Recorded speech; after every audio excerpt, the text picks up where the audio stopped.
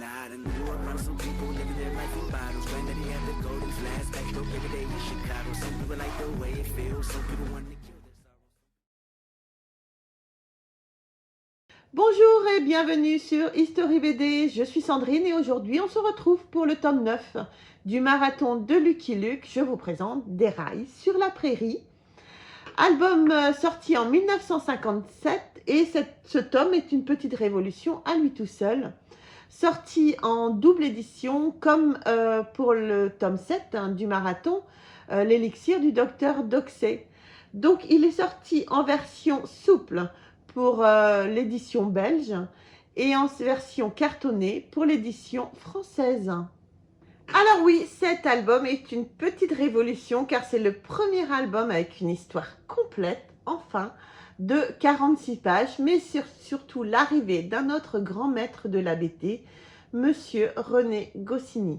Alors, il ne sera pas crédité pour cet album, mais on peut voir en bas de certaines pages ses initiales RG. Il aidera Maurice dans ce récit et on va voir une nette différence au niveau de la construction et des scénarios.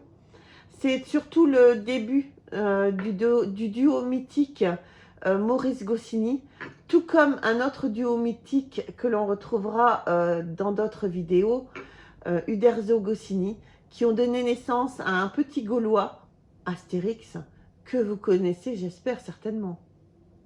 Pour l'histoire, la ligne de chemin de fer devant rejoindre l'Atlantique et le Pacifique est bloquée.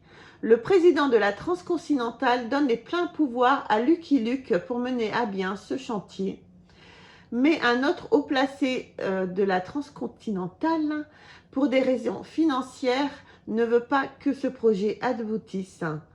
Donc, les méchants surveillent Lucky Luke, Lucky Luke surveille le chantier et les vautours en embuscade surveillent tout le monde.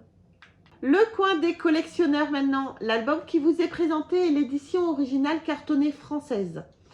Sa cote officielle pour un album proche du 9 est de 1200 € et pour la version belge brochée, sa cote officielle pour un album proche du 9 est de 500 €.